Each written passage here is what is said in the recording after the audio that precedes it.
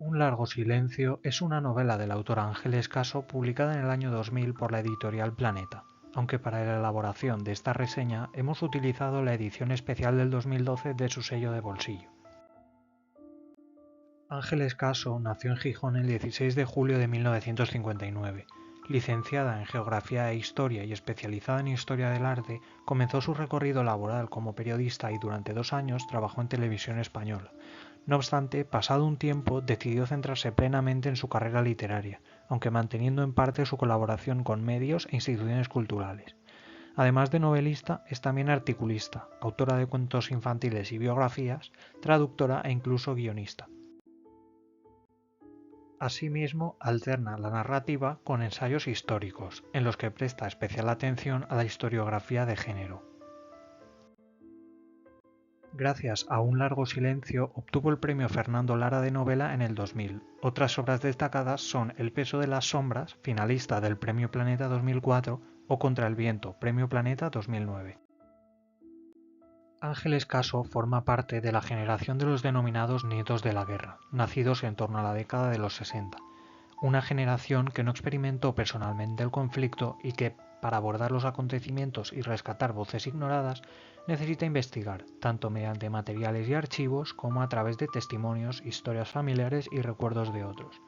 En este caso, la autora enfoca esa recuperación de la memoria desde un punto de vista femenino, pues las mujeres son las absolutas protagonistas y los personajes masculinos quedan relegados a un segundo plano.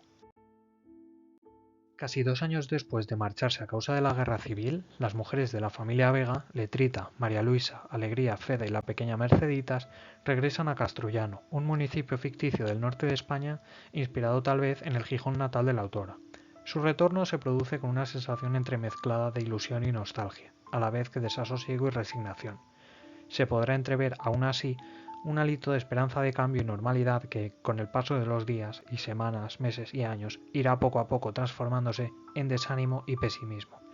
hasta mostrarse como un deseo inalcanzable. Atravesando destrucción, ruinas, suciedad y escombros, llegan al piso, todavía en pie, de su antigua vivienda y descubren que es otra la familia que vive allí ahora. Ante la desazón provocada por la situación y a sabiendas de que nada pueden hacer para remediarla, deciden acudir a su antigua amiga Carmina, que las ampara. Con su pasado republicano y por su mismo carácter femenino, máxime con la pérdida de figuras masculinas en la familia, la vida es ardua para estas 3 generaciones de mujeres, que sienten que la derrota y el sufrimiento bélico continuarán, y son conscientes de las dificultades y los abusos a los que ellas se están enfrentando: denigración, menosprecio y violencia, vigilancia, hambre y miseria, así como, sobre todo, un largo silencio impuesto. Un largo silencio como única opción para sobrevivir en un tiempo en que no queda más refugio que el recuerdo. Un silencio que, aún así, no significa olvido. Muchos abandonarán sus convicciones y bando por conveniencia y fingimiento. Otros aprovecharán la coyuntura para la venganza y el resentimiento del pasado. En particular, Feda descubrirá que no podrá continuar la relación con su antiguo novio ni los encuentros con su amiga Rosa por diferencias ideológicas y económicas. Alegría y María Luisa tendrán muy complicado el acceso a un empleo sin el certificado de adhesión al movimiento nacional, y la segunda se verá abocada, junto con su amiga Teresa, ambas maestras de escuela depuradas, al clandestino extraperlo, muestra de la precariedad y la extrema desesperanza laboral. Finalmente surgirá la disyuntiva en el seno familiar sobre el futuro y la educación de Merceditas. La decisión se tomará a favor de garantizar la seguridad y el bien de la pequeña de la familia, pese a que ello conlleve la renuncia a sus ideales y el adoctrinamiento, sumisa, devota y franquista, para evitar precisamente humillaciones, miradas impertinentes o vejaciones a causa de una ideología familiar de la que ella no es culpable. La acción de la novela, sin embargo, se traslada mayoritariamente a través de continuas analepsis al recuerdo de las vivencias y los acontecimientos del pasado, antes, durante y después de la guerra, aunque también en menor medida el uso de prolepsis anticipa acciones posteriores al tiempo de la narración. Pasado, presente y futuro se entrelazan y permiten conocer en detalle cada una de las historias particulares de los protagonistas. El padre Publio y su muerte en vida tras el comienzo del conflicto, el exilio de la familia en barco, la historia de amor de María Luisa y Fernando, el infierno matrimonial de Alegría con un marido maltratador y opresor, la guerra, el campo de batalla y las milicias a través del difunto Miguel, La media vida de Margarita y el abandono familiar, con su recurrente sensación de vergüenza, culpa y duda sobre si tanto sacrificio merecía la pena, los sentimientos de Feda, imagen de altibajos de alegría y pesadumbre, o las experiencias vividas por Merceditas, niña inocente que, en sus pocos años, va descubriendo el mundo que la rodea e incluyendo en su cotidianeidad las espinosas circunstancias del conflicto, la posguerra, la dicotomía ideológica y la polarización política.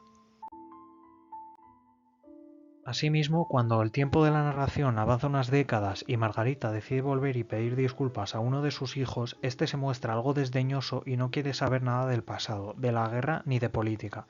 síntoma precisamente de la diferencia entre la generación testigo y las posteriores, con un claro desinterés y un deseo de olvidar la guerra e ignorar sus consecuencias y legado.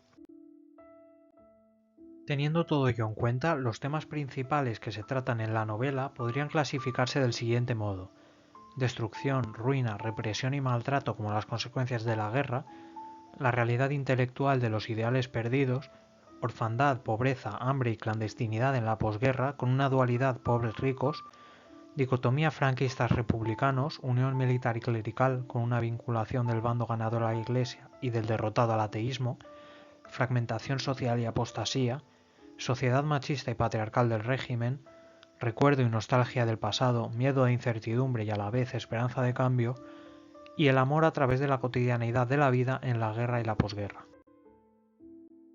Hay numerosos artículos académicos y trabajos de investigación referidos al autor en general y a un largo silencio en particular que reseñan su contenido y se centran, sobre todo, en el trasfondo del relato en relación con la guerra civil, la represión, la memoria histórica o la perspectiva feminista. Y en ocasiones se vincula también con otras novelas de carácter similar como La voz dormida de Dulce Chacón. Encontramos ejemplos incluso de trabajos de fin de grado y tesis doctorales, tanto en el ámbito hispano como a nivel internacional.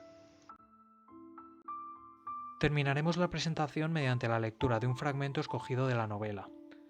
Hubo almas miserables que corrieron a participar en todas las misas y tedeums celebrados de inmediato con el mismo entusiasmo y clamor con el que meses atrás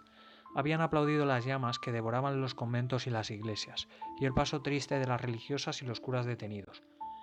Almas crueles que se apresuraron a depositar a la puerta de los despachos cartas endemoniadas, que costaron la libertad a aquel compañero de trabajo que un día había ascendido inmerecidamente, a la antigua amiga que se había quedado con el novio ajeno, o al primo con el que habría que compartir en el futuro la ridícula herencia familiar. Almas ambiciosas que susurraron al oído de otras almas, pletóricas de poder, nombres que serían borrados de la faz de la tierra y en la estela de cuyo asesinato ellas alcanzarían la fortuna. Hubo almas vengativas, cobardes, abyectas, almas inhumanas y almas desalmadas, y todas juntas cayeron enredándose las unas en las otras hacia el abismo del mal, como los ángeles al ser expulsados del paraíso. Este fragmento expone de un modo muy expresivo y con una gran carga emocional el mencionado cambio ideológico y de bando, por propia conveniencia, una vez concluido el conflicto, enfatizando además la vinculación del régimen con la Iglesia. Igualmente se hace una referencia explícita al resentimiento vengativo por parte de determinados sujetos hacia los derrotados,